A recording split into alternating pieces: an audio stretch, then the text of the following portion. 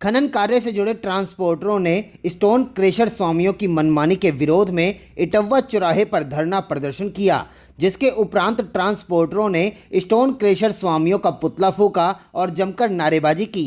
साथ ही ट्रांसपोर्टरों ने स्टोन क्रेशर स्वामियों की ईंट से ईंट बजाने का भी ऐलान किया है। बता दें कि बाजपुर के इटव्वा चौराहे पर खनन कार्य से जुड़े ट्रांसपोर्टर हरकेश सिंह और बलदेव सिंह के नेतृत्व में एकत्र हुए, जहां ट्रांसपोर्टरों ने स्टोन क्रेशर स्वामियों पर मनमानी के तहत 12 रुपये प्रति कुंटल के अनुसार खनन सामग्री लेने के लिए ट्रांसपोर्टरों पर दबाव बनाए जाने का आरोप लगाया और धरना प्रदर्शन शुरू कर दिया, जिसके बाद आक्रोशित ट्रांसपोर्टरों ने स्टोन क्रेशर स्वामियों के खिलाफ जमकर नारेबाजी की और उनका पुतला आग के हवाले किया। इस दौरान हरकेश सिंह ने कहा कि ग्राम गोबरा, इटव्वा, गजरोला, केला बनवारी सहित अन्य ग्रामीण क्षेत्र के लोग बीते कई वर्षों से खनन कार्य से जुड़े हैं, लेकिन स्टोन क्रेशर स्वामियों की मनमानी के तहत लोग भुखमरी की कगार पर पहुंच गए हैं। उन्होंने कहा कि जब तक स्टोन क्रेशर स्वामी खनन सामग्री का रेट 20 रुपये प्रति कुंटल तय नहीं कर देते, तब तक वह धरना प्रदर्शन करते रहेंगे।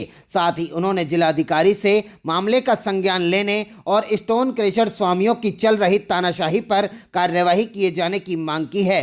ट्रांसपोर्ट यहाँ पर इकट्ठे हुए हैं, जो कि बंजारी सेकंड, जो कि यहाँ नवंबर में उसका उद्घाटन हुआ था, लेकिन वहाँ से लगभग अभी तक 200-250 रोल्टी से ऊपर नहीं कटी है।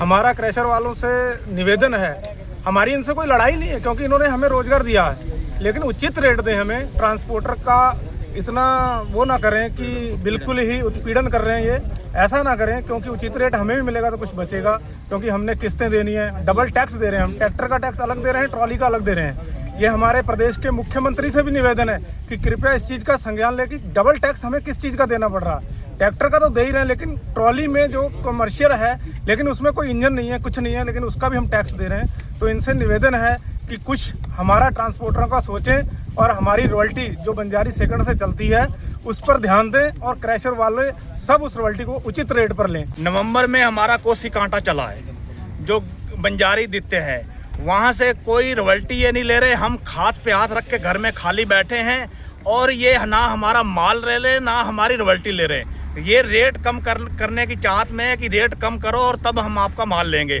और ये बाहर से रॉयल्टी ला के और ये अपना माल बेच रहे हैं और हमें ये मजबूर कर रहे हैं कि 12 रुपये रेट पे माल फेंको। हम उस पर बिल्कुल राजी नहीं हैं। हम इनकी ईंट से ईंट बजा देंगे ये जब तक हमारा रेट से माल नहीं लेंगे। और हमें बिल्कुल टैक्स हमें पड़ रहा, ट्राली का, ट्रैक्टर का हम टैक्स दे रहे हैं। और हमारी नवंबर से गेट चला है और कम से कम भी तो 10 दिन रॉयल्टी चली, वो भी 50 रॉयल्टी, जबकि हमारा रजिस्ट्रेशन 300-350 लगभग है।